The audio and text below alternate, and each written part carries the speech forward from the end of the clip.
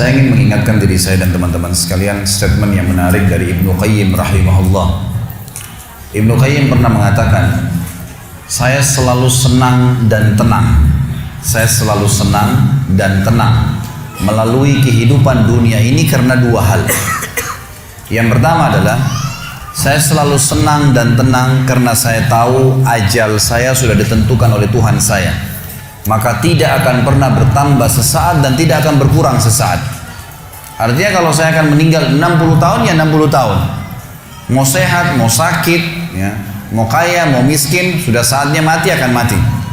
Maka saya tidak perlu repot dengan itu. Saya tinggal mengisi hidup saya dengan kebaikan-kebaikan, tinggalkan keburukan, udah sampai ajal datang. Saya selalu senang dan tenang karena ajal saya sudah ditentukan oleh Tuhan saya, tidak akan bertambah saat dan tidak akan berkurang saat. Lalu yang kedua, ini saksi bahasan kita.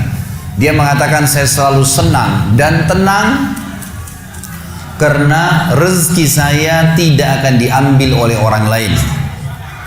Teman-teman sekalian, garis bawahi satu hal. Tidak ada dalam Islam namanya rezeki kita diambil oleh orang lain.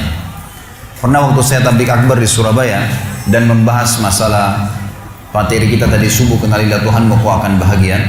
Ada seorang pengusaha muda datang kepada saya dan berkata, Ustaz, saya bersama dengan beberapa teman-teman saya coba untuk melobi masuk ke dalam satu proyek. Dan diantara teman-teman saya bukan memuji diri, tapi saya orang yang paling baik ibadahnya diantara mereka. Artinya mereka masih sholat pun ya kalau disuruh, kalau saya masih menjaga sholat. Tapi anehnya Ustaz, pada saat proyek tersebut sudah didapatkan, teman-teman saya semua dapat kecuali saya nggak dapat. Gimana cara memahami ini? Sementara saya tahu benar bagaimana ibadah mereka yang kurang kepada Allah Subhanahu wa ta'ala. Lalu saya jawab, itu belum rezeki Anda. Itu aja jawabannya. Itu belum rezeki Anda. Kalau rezeki Anda pasti akan datang. Nggak akan kemana-mana itu kalau sudah rezekinya. Apalagi yang berhubungan dengan rezeki mutlak tadi yang saya jelaskan. Saya pernah teman-teman sekalian beli makanan. Saya sangat senang dengan makanan itu. Di Jawa Timur, di Surabaya tempat ada madu mongso, jadi manis, enak gitu. Saya sering beli kecil, ketan ya. Saya beli sekitar 50 biji kena kecil-kecil. Sering saya bawa dari Surabaya ke Jakarta. Saya sempat beli, kemudian saya sambil nunggu pesawat akan take off 1 jam lagi Surabaya ke Jakarta, saya taruh di lounge, lagi duduk sambil nunggu waktu, saya buka laptop sambil saya ngetik-ngetik ceramah. Karena asyiknya ngikutin ceramah, saya lagi edit, saya lagi perbaikin, terus dipanggil. Setelah itu 45 menit dipanggil, 45 menit kemudian dipanggil, suruh naik pesawat. Saya buru-buru matikan laptop, saya tutup lalu saya jalan. Saya lupa tuh kresek saya yang ada isinya makanan tadi. Saya ingatnya nanti setelah tiba di Bandara Jakarta. Perasaan tadi selain laptop ada yang saya pegang yang lain nih gitu. Mana nih kreseknya? Oh, makanan saya ketinggalan. Tapi karena saya sudah tahu teorinya, ternyata memang madu mongso itu bukan rezeki saya. Rezekinya orang yang di situ. Pernah nggak teman-teman beli makanan kalau yang sudah punya anak kecil di rumah, beli makanan taruh di kulkas niatnya mau makan besok. Besok kita buka sudah dimakan. Gitu.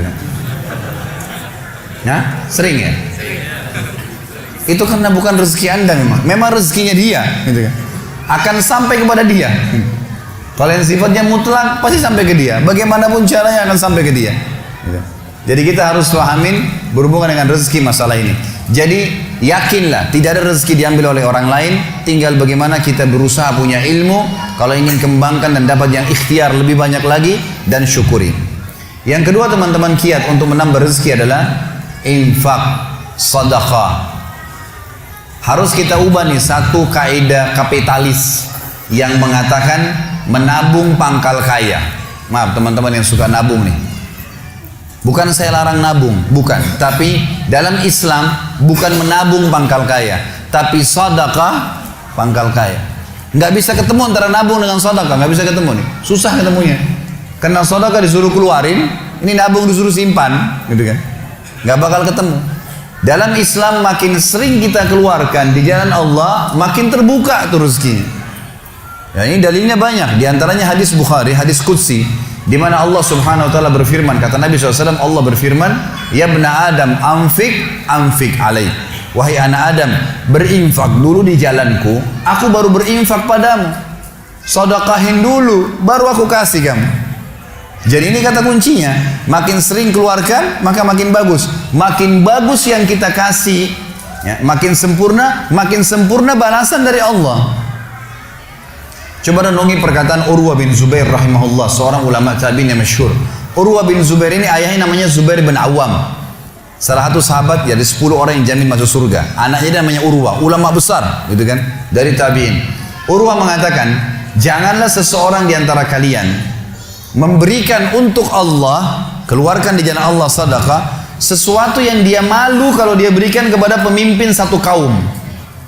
Begini maksudnya. Saya ingin tanya teman-teman, coba renungin dan jujur jawabnya ya.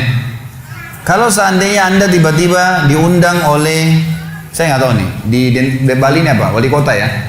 Diundang oleh wali kota. Baik, bapak ini atau ibu ini diundang ke wali kota, ditelepon khusus, datang ya ke kantor saya besok, dan tolong beliin saya buah. Pesan beli buah. Kira-kira teman-teman sekalian, pada saat wali kota pesan buah dari Anda ini, beli buahnya di mana? Di pasar kaki lima kah? Emperan jalan? Masuk supermarket. Cari buah yang biasa-biasa saja atau buah yang paling bagus? Kalau ada sedikit rusak kulitnya, tercoret, atau mungkin terkelupas, dimasukin nggak? Setelah kita beli buah-buah yang paling bagus, yang paling mahal, ditaruh di kresek atau cari alat tempat yang lain. Cari keranjang, pakai plastik, pakai kartu nama, luar biasa. Kenapa? Karena wali kota yang pesan. Coba teman-teman sekalian, kalau ibu Anda yang pesan, bapak yang pesan, nah beliin ayah, beliin ibu jeruk ya, buah. Beli di mana kira-kira? Di kaki lima. Kemudian penjualnya bilang, ini ada rusak sedikit, nggak apa-apa, masukin aja. Pakai kresek tua ini bekas ikan, udah nggak apa-apa. Ini yang Urwah rahimahullah berkata, janganlah seseorang di antara kalian ya memberikan untuk Allah di jalan Allah. Orang tua kita tuh kalau bakti luar biasa pahalanya kan gitu. Yang kalian malu kalau kalian berikan kepada pemimpin satu kaum. Mestinya ibu ayah kita tuh dibuatin kayak tadi tuh, malah lebih hebat daripada itu. Pilihin buah yang paling bagus, dikemas yang paling bagus dan seterusnya. Mestinya begitu. Tapi seperti itulah manusia, karena tidak paham teman-teman sekalian. Sesuatu yang dikeluarkan di jalan Allah akan mendatangkan respon rezeki yang banyak. Ini satu hal yang harus digarisbawahi, dan akan saya bacakan banyak sekali dalil berhubungan dengan masalah itu, di mana Allah Subhanahu wa taala menyuruh kita keluarkan. Ingat, makin baik kita berikan, makin baik juga respon dari Allah Subhanahu wa taala. Coba teman-teman muhasabah nih. Kalau celengan masjid lagi lewat dan Anda punya 1000 baru 1000 tua, yang mana ditaruh? 1000 tua. Kenapa 1000 tua yang ditaruh? Karena belum tahu nih, kalau saya berikan di jalan Allah, ini akan datang responnya. 1000 baru yang kita beli air mineral di luar sana, ini pemahaman yang salah. Ini yang kita mau lurusin malam ini nih. Mestinya teman-teman sekalian cari uang yang baru dikasih ke jalan Allah, yang tua dipakai belanja. Mestinya begitu. Karena makin baik kita berikan, maka makin baik responnya. Gitu kan? Makanya kata para ulama, siapa yang memberikan sesuatu yang baik pada Allah di jalan Allah, Allah akan balas dia dengan kebaikan. Saya akan angkat sebuah kisah teman-teman sekalian. Kisah seorang ulama tabi'in bernama Rabi' ibn Haytham rahimahullah. Rabi' ibn Haytham ini ulama yang sangat terkenal dengan kesolehannya, luar biasa kesolehannya orang ini. Jadi dia di akhir hidupnya, Rabi' ibn Haytham ini muridnya Abdullah bin Umar, muridnya Abu Musa al-Asy'ari, sahabat-sahabat yang mulia. Ini murid langsungnya, ulama tabi'in yang terkenal, Rabi' ibn Haytham. Rabi' ibn Haytham ini di akhir hidupnya sempat stroke setengah badan. Datanglah 2 orang muridnya bertamu ke rumahnya, dan ini termasuk adab yang baik. Kalau teman-teman mendapatkan seorang alim ulama dan memang dia bersedia bisa didatangin, kunjungin, minta nasihat, atau ketemu minta nasihat, atau ada di pengajiannya lah. Mereka datang mengatakan, begitu masuk, kebetulan stroke setengah badan, bagian kiri tubuhnya stroke ini. Ada 4 kejadian di rumahnya pada saat itu. Yang pertama, pada saat muridnya masuk, muridnya berkata, wahai imam ini kiai, ustadz, wahai imam, apa rahasianya, kenapa anda ini bisa mengontrol lisan anda? Tidak seperti ulama-ulama yang lain, masih kadang-kadang ngobrol-ngobrol kosong. Anda ini betul-betul, Rabi' ibn Haytham terkenal kalau ngomong, nasihat, tanya kabar orang, gitu kan, Quran atau zikir, nggak ada yang lain. Ini itu saja 4 tuh dari lisannya, nggak ada yang lain, luar biasa. Kalau bukan nasihat orang, tanya kabarnya orang lain, gitu kan? Apa kebutuhan mereka? Kemudian berzikir atau baca Quran. Gitu. Ini masuk dalamnya zikir adalah doa. Maka dikatakan apa sih, murid-muridnya bilang apa rahasianya Anda melakukan seperti ini? Dan ini saya sempat angkat di khutbah Jumat kita kemarin, potongan kisah ini. Maka Rabi ibn Haytham mengatakan, wahai murid-muridku, apakah kalian sampai sekarang masih ragu ada Tuhan namanya Allah? Dan kalian masih ragu di pundak kanan dan kiri kalian Allah telah letakkan malaikat yang akan mencatat amal baik dan amal buruk kalian. Dan pasti demi Allah akan dibacakan dan dihisapkan untuk kalian di sana, di akhirat nanti. Artinya saya bisa mengontrol lisan saya karena saya tahu Tuhan saya selalu melihat. Dan ada malaikat yang mengawasi, tidak pernah tidur nih, 24 jam terus mengawasi. Baik dicatat, buruk dicatat. Lalu kemudian muridnya mengatakan, baiklah kalau gitu, dapat ilmu. Kejadian pada saat itu teman-teman sekalian yang lain adalah, yang kedua, baru mau ngobrol sama murid-muridnya, tiba-tiba anaknya Rabi bin Haytham keluar dari dapur, masuk ke ruang tamu pamit. Anak laki-lakinya lalu berkata, wahai ayahku, semoga Allah senantiasa menjaga Anda. Ibu saya membuatkan untuk Anda makanan namanya halwa pada zaman itu. Halwa ini Bapak Ibu sekalian makanan yang mahal. Bahannya susah, bahannya mahal, buatnya susah, lama diadon berjam-jam baru jadi. Dan ini dimakan oleh pejabat-pejabat gitu. Rabi bin Haytham rahimahullah ini punya ciri khas. Mereka tidak pernah rewel. Di rumahnya dihidangkan makan apa sama istrinya, dimakan sama dia. Baik sekali orangnya. Udahlah dunia dilaluin sama dia begitu saja. Maka anaknya datang dan mengatakan, wahai ayahku, ibuku membuatkan untuk Anda halwa. Makanan yang mahal bahannya dan juga susah buatnya. Tapi anaknya bilang, ibu saya buat halwa buat Anda. Ibu saya berharap Anda memakannya. Anda memakannya. Gitu. Lalu kata Rabi bin Haytham, baiklah. Keluarkan aja. Dikeluarkanlah makanan tersebut. Lalu halwa ini dipotong-potong. Karena kue yang bagus dan cukup besar, di nampan besar dipotong-potong. Baru saja Rabi bin Haytham mau memegang dengan tangan kanannya, karena sebelah kirinya sakit. Diambil sebelah kanan. Kemudian dia kasih isyarat murid-muridnya untuk ambil juga. Baru mereka mau pegang, tiba-tiba pintu rumahnya ada yang ketuk. Diketuk. Dia kasih isyarat anaknya, suruh buka pintu itu. Dibuka pintu itu. Anaknya pergi sana. Waktu dibuka teman-teman sekalian, ini ternyata yang ketuk pintu bukan orang biasa, orang yang luar biasa, orang gila, gitu kan. Jadi bukan orang yang peminta-minta biasa, orang yang luar biasa, orang yang selalu anggap ini udah deh, nggak usah dilayanin, nggak usah diajak ngomong, nggak usah diperhatikan, gitu kan.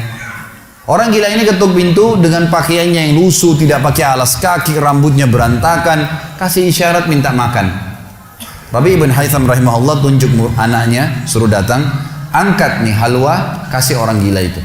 Halwa nih makanan yang mewah, kasih orang gila itu. Dibawa sama anaknya. Anaknya ini Rabi bin Haytham waktu bawa piring itu, niatnya ingin memberikan ke orang gila satu potong, gitu kan. Begitu tiba depan pintu, orang gila lihat makanan enak, walaupun gila tahu juga nih makanan enak, gitu kan. Diambil sama dia piringnya. Diambil, dimakan semua. Dalam kisahnya dikatakan sampai air liurnya jatuh-jatuh di situ, dihabisin sama dia. Sudah habis teman-teman sekalian, apa yang terjadi? Orang gila nggak ngerti, dia nggak terima kasih, nggak apa, piringnya dilempar pergi. Anaknya Rabi bin Haytham ini tahu nilainya makanan yang ibunya buat tadi. Diambil piring itu, ditutup pintunya, lalu dia kembali lagi. Kemudian dia bilang sama ayahnya, wahai ayahku, semoga Allah senantiasa menjaga Anda. Sebelum saya lanjutkan kisah teman-teman sekalian, saya sarankan juga bahwa teman-teman di sini yang sudah punya anak, biasakan selalu menggunakan doa antara suami istri dengan anak. Itu penting sekali. Karena kata Nabi SAW, jangan ucapkan kata-kata doa yang bisa berbau doa buruk buat kalian, diri kalian, keluarga kalian, dan harta kalian. Karena bisa saja malaikat lewat dan mengaminkannya. Kita harus selalu doa yang baik, gitu kan. Jadi Rabi bin Haytham membiasakan anaknya untuk dilatih berdoa yang baik. Jadi selalu kalau mau minta tolong, nak, semoga Allah menjagamu, ambilkan ayah ini. Nak, semoga begini, semoga Allah menjagamu, semoga Allah berikan kau rezeki, ambilkan ayah seperti ini. Jadi selalu diikuti dengan doa. Anaknya pun terbiasa mendoakan ayahnya. Dalam kondisi anaknya jengkel karena perilaku si orang gila tadi, dia kembali, dia masih sempat mengatakan, ayah semoga Allah menjaga Anda. Tadi itu ayah yang minta-minta orang gila. Dia tidak mengerti nilainya makanan yang kita kasih. Kalau tadi Anda suruh saya ke dapur ngambil apa saja, roti lah, apalah, dia makan juga. Kenapa harus halwa yang ibu saya setengah mati buat, biayanya mahal, buatnya lama, gitu kan. Jadi anaknya butuh jawaban nih. Perhatikan apa jawabannya orang beriman kepada Allah dan tahu benar Kata kunci bertambahnya rezeki justru dengan sedekah itu. Kata dia apa? Ya waladi, illam yadri, fallahu yadri. Baru dia baca ayat, lan tanalul birra hatta tunfiqu mimma tuhibbun. Wahai anakku, kalau orang gila itu tidak tahu nilainya makanan yang kita kasih, nggak penting buat saya. Karena Allah tahu nilainya. Bukan dianya, tapi Allah tahu nilainya. Dan ingatlah firman Allah, kalian tidak akan mendapatkan, gitu kan? Kalian tidak akan mendapatkan balasan sempurna daripada sedekah kalian sampai kalian menginfakkan apa yang paling kalian cintai. Saya suka halwa itu, tapi disuruh kasih. Teman-teman sekalian, pelajaran luar biasa dari kisah ini. Pernah nggak kita berpikir berikan makan orang gila? Kadang-kadang subhanallah kita lihat orang gila ambil di sampah, kita biarin, nggak mau dilihat. Kalau kita nggak kasih makanan dia, siapa yang akan kasih makan? Dan Allah tetap menilai kita dan sesuai dengan niatnya. Innamal a'malu binniyat. Termasuk saya pernah jelaskan ke jamaah saya di pengajian. Kalau ada orang datang ke masjid kita ini sekarang bawa proposal, teman-teman sekalian. Nih, proposal saya mau bangun masjid. Butuh bantuan 1 miliar. Kita nyumbang semua. Terkumpul 1 miliar. Sebulan kemudian kita tahu orang itu dusta. Rugi kah kita? Tidak rugi sama sekali. Kita akan dapatkan pahala bangun masjid walaupun masjidnya belum dibangun. Karena innamal a'malu binniyat, gitu kan? Allah akan kasih begitu. Siapa yang niat mengerjakan satu perbuatan, niat dalam hatinya, belum dikerjakan dapat 1 pahala. Dikerjakan diberikan pahala 10 kali lipat sampai 700 kali lipat kata Nabi SAW. Jadi jelas sekali, gitu kan? Bagaimana Rabi ibn Haytham mengajarkan kepada kita bersedekah, teman-teman, sampai pada orang gila pun dikasih. Karena Allah akan menilai kebaikan itu. Bagaimana bisa kita tidak lakukan? Maka selesai kisah yang kedua. Kisah yang ketiga adalah muridnya mengatakan, wahai imam, apa nasihat anda? Apa nasihat anda untuk kami dalam masalah ibadah? Tentu yang jadi saksi bahasan tadi orang gila dikasih makan itu ya. Maka dia mengatakan waktu ditanya oleh muridnya apa nasihatnya dalam ibadah? Ibadah kami apa nasihatnya? Sholat, puasa, apa nasihat anda? Maka beliau mengatakan, alaikum bil asrar. Rahasiakan amal soleh kalian. Jangan ceritakan sama siapapun. Kerjakan tapi jangan ceritakan. Udah, Allah sudah utuskan ada malaikat yang catat semua kebaikan. Tidak dibayar, tidak pernah tidur, lengkap semua data-datanya hari kiamat. Semua dicatat. Rahasiakan amal soleh kalian. Jangan ceritakan sama siapapun, jangan buka sama siapapun. Baik. Lalu kejadian terakhir di rumahnya adalah teman-teman sekalian, waktu itu terdengar azan duhur, stroke setengah badan. Lalu Rabi ibn Haytham, ini saya sekalian berikan motivasi kepada teman-teman yang masih malas sholat di masjid. Rumah Allah harus didatangi teman-teman sekalian, fadilahnya sangat besar. Kata Nabi SAW, setiap orang ke masjid, setiap langkahnya mengangkat derajatnya 1 langkah, yang 1 langkah mengampuni dosanya. Setiap ke masjid, dapat 1 istana di surga, dan pulang dari masjid 1 istana lagi. Hadis sahih semua menjelaskan masalah ini. Gitu kan? Belum fadilah sholat berjamaahnya, belum terbangun ukhuwah, belum dan seterusnya. Belum lagi hadis Nabi SAW, siapa yang tidak kehilangan takbiratul ihram pertama imam selama 40 hari, dia akan akan diselamatkan dari sifat kemunafikan. Banyak fadilahnya. Rabi bin Haytham rahimahullah stroke setengah badan teman-teman sekalian. Lalu dia dengar azan duhur, dia kasih isyarat anaknya sudah tahu, suruh datang. Anaknya lalu menopang tubuhnya dia yang sebelah kanan. Minta diantar ke masjid, stroke setengah badan dan sudah sangat tua. Lalu muridnya bilang, saya lalu kemudian membantu menopang tubuhnya yang stroke. Dan demi Allah untuk kami membawanya ke masjid, kakinya yang stroke terseret di tanah. Lalu saya bisikin di tengah jalan, imam, hai kiai, hai guru, anda kan punya rukhsah, punya keringanan, sholat aja di rumah. Stroke, tua, susah gitu kan. Lebih baik sholat di rumah. Apa kata dia? Orang beriman tidak mengenal stroke kah, sakit keras kah, ibadah kepada Allah nggak terganggu nih. Kata dia, wahai muridku, aku mendengarkan dengan kupingku ini azan, hayya 'alas shalah, hayya 'alal falah. Ayo salat, ayo mendapatkan kemenangan dari Allah hanya melalui lisan muadzin saja. Karena semua muadzin sama mengucapkan, mau orang Afrika, mau orang Arab, mau orang Melayu, azannya sama. Hayya 'alas shalah, hayya 'alal falah. Allah memanggil saya mengatakan, ayo sholat, pencipta langit dan bumi, ayo mendapatkan kemenangan. Lalu saya sholat di rumah saya, demi Allah saya akan datangi masjid walaupun saya merangkak. Luar biasa nih, ya, keimanan membuat seseorang stroke pun bisa beribadah kepada Allah. Tapi dari kisah kita, ya, dari 4 kejadian di rumah Rabi ibn Haytham adalah bagaimana dia bersedekah kepada orang fakir miskin tadi. Ada riwayat Bukhari yang lain teman-teman sekalian berbunyi, kata Nabi SAW dulu di zaman Bani Israel ada 2 orang. Di zaman Bani Israel ada 2 orang. 2 orang ini bersahabat, dua-duanya punya kebun. Dua-duanya punya kebun. Kebun ini mereka lagi nunggu hujan dan satu negeri itu belum turun hujan. Tiba-tiba si A sama si B. Si A ini melihat ada awan, kata Nabi SAW, lewat di atas kebunnya. Dan terdengar suara dari awan itu berkata, turunkanlah hujan di kebunnya fulan. Kebun temannya dia, di sebelah. Maka dia bilang, kata Nabi SAW, orang ini pun mengikuti awan tersebut. Ternyata betul, awan itu menggumpul semuanya di atas kebun temannya, hujan. Tapi cuma kebun temannya, yang lain gak kena hujan. Maka Nabi SAW mengatakan, dia pun bertanya pada temannya, apa yang kamu lakukan dengan kebunmu? Sampai di musim panas seperti ini pun Allah masih menurunkan hujan untuk kebunmu saja. Apa yang dia bilang? Dia bilang, saya membagi keuntungan dari usaha saya ini menjadi 3. Keuntungannya bukan modal. Sepertiganya saya infakkan di jalan Allah, langsung saya keluarkan. Sepertiganya lagi saya tambahkan ke modal. Sepertiganya lagi saya gunakan untuk keperluan keluarga saya. Jadi ternyata teman-teman sekalian, sedekah itu betul-betul sangat luar biasa. Membuka pintu rezeki. Jadi makin dikeluarkan, makin royal, makin datang. Saya sarankan teman-teman kalau bisa ikutin ceramah saya di YouTube, ada tentang Abdurrahman bin Auf, sahabat Nabi, serial sahabat. Kita sudah membahas 9 sahabat, Abu Bakar, Umar, Uthman, Ali, Talha, Zubair, kemudian Abdurrahman bin Auf, Talha bin Ubaidillah, terakhir itu Sa'id bin Zaid. Dan insya Allah hari Sabtu depan ini akan ada tablik akbar sahabat yang ke-10, Abu Ubaidah bin Jarrah. Abdurrahman bin Auf, salah satu sifat ciri khasnya, semua sahabat suka bersedekah, tapi Abdurrahman ini luar biasa dalam sedekah, luar biasa. Beliau pernah kedatangan keuntungan 1 peti emas di satu malam, gak bisa tidur, gelisah. Istrinya tanya, kenapa Abdurrahman? Dia bilang, saya nggak bisa tidur nih. Belum pernah ada keuntungan sebesar ini. Kata istrinya, lalu apa keinginan? Dia bilang, saya ingin keluarkan jalan Allah. Saya nggak mau simpan di rumah saya malam ini. Ya, nggak mau nabung. Kalau kita subhanallah baru untung 1 juta sudah antri sejam di bank, gitu kan? Ini nggak mau nabung, keluarin malam ini, sedekahin semua untuk fakir miskin. Gitu. Istrinya juga solehah, nggak seperti sebagian muslimah. Maaf, saya nggak singgung muslimah di belakang sana. Tapi ada orang begitu, suaminya dapat untung, sebelum disedekahin, sebelum kasih orang tuanya, sebentar dulu, jatah saya mana? Gitu.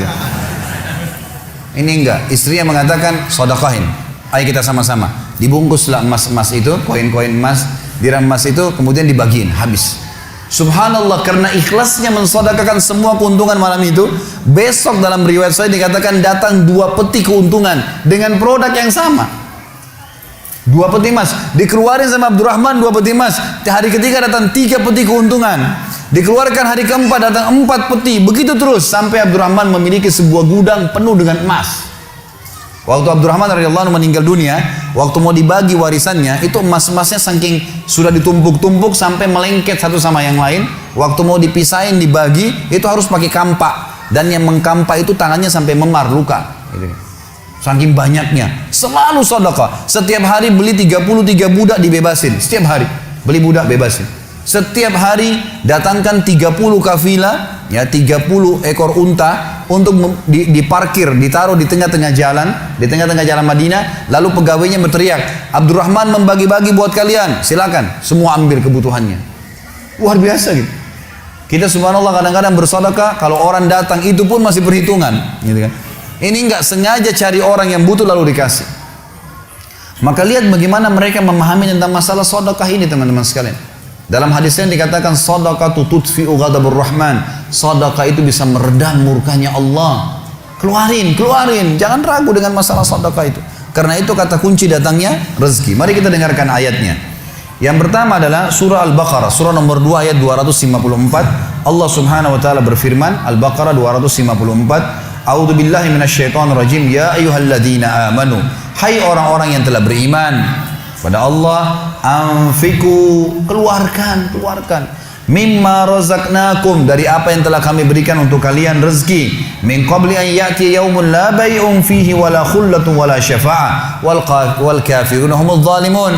Sebelum datang hari nanti kalian menyesal, nggak ada lagi hari transaksi, nggak ada lagi kasih sayang, tidak ada lagi pertolongan hari kiamat. Teman-teman sekalian, maaf kalau anda punya rezeki banyak di rekening, masya Allah, bagus. Tapi usahakan selalu ada sedekahnya, karena kalau kita biarkan numpuk, kita cuma bangga di angka tulisan, di print bukunya, oh iya banyaknya 2 miliar, 10 miliar, kita cuma bangga dengan angka. Apa yang mau dibanggain? pada saat antum meninggal, kalau antum tidak sedekahkan teman-teman sekalian, tidak punya masjid yang dibangun, nggak punya kegiatan amal jariah, nggak pernah punya sesuatu buat dia infakkan sebenarnya, gitu kan? Maka pastikan orang seperti ini akan menyesal pada saat meninggal. Coba ya saya sedekahin dulu. Makanya kata Nabi SAW, hartamu yang sebenarnya, harta yang kau sedekahkan selama kau hidup, itu harta sebenarnya. Dan harta yang bukan sebenarnya yang kau habiskan beli makanan dan pakaian. Habis semua. Yang kau sedekahin. Seorang ulama salaf dulu pernah ditanya, setiap dia dapat keuntungan selalu sedekahin, dapat keuntungan selalu sedekahin, selalu sedekahin. Dipakai untuk kebutuhan keluarganya, sisanya sedekah, sisanya sedekah. Nggak ditabung sama dia, dihabisin. Maka pada saat ya ada teman-temannya kumpul di rumahnya lalu berkata, wahai fulan, apa kau nggak sayang hasil kerimatmu? Bukannya ditabung malah dikeluarin terus. Kau nggak sayang sama hartamu tuh? Kata dia apa? Justru saya sayang sama harta saya. Karena saya sayang jadi saya mau bawa harta saya sampai di akhirat. Ini sedekah saya bawa sampai di akhirat. Kalau saya simpan di sini saya cuma tabung untuk dunia saja. Gitu. Jadi lihat bagaimana mereka memahami tentang masalah sedekah itu. Kemudian dikatakan dan orang-orang kafir mereka lah orang-orang yang zalim. Mereka tidak mau sedekah, maka mereka zalim sebenarnya. Kemudian surah Ibrahim, surah nomor 14 ayat 31 sampai 34. Allah Subhanahu wa taala berfirman, A'udzubillahi minasyaitonir rajim, "Qul li'ibadiyalladzina amanu." Katakanlah hai Muhammad kepada hamba-hamba saya yang telah mengaku beriman, yuqimus shalah, mereka mendirikan salat, jaga salat 5 waktu mereka, salat-salat sunnah mereka, wa yunfiku, dan mereka bersedekah, menginfakkan mimma razaqnahum, dari apa yang kami jadikan sebagai rezeki buat mereka, sirran wa alaniyah, baik sembunyi-sembunyi ataupun terang-terangan. Karena kadang-kadang kalau ada orang minta di pinggir jalan kita nggak mungkin sembunyikan, tinggal mengontrol supaya tidak riya saja. Min qabli an ya'tiya yaumun la bay'un fihi wala khilal, sebelum datang hari tidak lagi transaksi, nggak bisa lagi kita keluarkan uang kita. Di akhirat nggak laku lagi rupiah, nggak laku lagi dolar, nggak laku lagi pound sterling, nggak ada lagi semua itu. Yang laku adalah yang sudah disedekahkan selama di dunia. Sebelum datang hari yang tidak ada transaksi dan tidak ada lagi persahabatan. Allahul ladzi khalaqas samawati wal ard, yang menyuruh kalian sholat tadi dan menginfakkan apa yang kalian telah diberikan adalah Allah yang telah menciptakan seluruh langit dan bumi. Wa anzala minas samai ma'a, dan telah menurunkan dari langit air. Fa akhraja bihi minas samarati rizqan lakum, lalu dengan air hujan itu dia tumbuhkan buah-buahan sehingga kalian bisa menjadikannya sebagai rezeki kalian, menutupi kebutuhan kalian. Wa sakhkhara lakumul fulka litajriya fil bahri bi amri, yang menyuruh kalian sholat dan berinfak itu adalah Tuhan Allah yang telah menundukkan lautan sehingga bahtera-bahtera kalian bisa meraung di atasnya. Wa sakhkhara lakumul anhar, juga yang telah menundukkan sungai-sungai buat kalian, bisa dilewatin atasnya, bisa diambil ikan-ikan dan seterusnya yang ada di dalam lautan dan sungai itu. Wa sakhkhara lakumus syamsa wal qamara da'ibain, dan juga yang menyuruh kalian sholat dan menginfakkan harta kalian adalah yang telah membuat, yang menundukkan matahari dan bulan yang rutin terus menerus setiap pagi dan malam silih berganti untuk memenuhi kebutuhan kalian. Wa sakhkhara lakumul laila wan nahar, dan menundukkan juga buat kalian malam untuk istirahat dan siang untuk bekerja. Wa atakum min kulli ma sa'altumu, dan juga dia akan memberikan semua apa yang kalian minta kepadanya. Wa in ta'uddu ni'matallahi la tuhsuha, kalau kalian ingin menghitung-hitung nikmat Allah maka kalian tidak akan mampu. Innal insana la zalumun kafar, sesungguhnya manusia itu zalim, kafar, kufur, gitu kan. Dikatakan dalam sebuah hadis kata Nabi SAW, manusia itu kufur. Kalau dia dikasih, ya, kalau Allah tahan rezekinya, maka dia terus menerus berdoa, terus menerus mengeluh, dan pada saat Allah kasih dia pelit untuk tidak keluarkan. Bagaimana bisa dia menganggap punya? Siapa di antara anda yang menganggap apa yang dia miliki sekarang punya dia? Mungkin kita semua mengatakan, oh ini rumah saya, ini mobil saya, ini punya saya, ini baju saya. Itu perkataan kita cuma simbolik di dunia. Buktinya pada saat kita meninggal, dibungkus dengan kain kafan, semewah apapun mobil tidak bakal ikut ke liang lahat, rumah tidak masuk liang lahat, nggak ada ceritanya. Kita masuk semua jadi warisan tuh. Itu buktinya. Lahir tanpa pakaian, masuk kuburan juga dengan satu lembar pakaian. Gitu. Berarti bukan milik kita. Maka kesempatan kita memperbanyak amal sedekah kita sehingga memang mendapatkan pahala yang besar. Dan sekali lagi bahasan kita, sedekah mendatangkan rezeki yang banyak.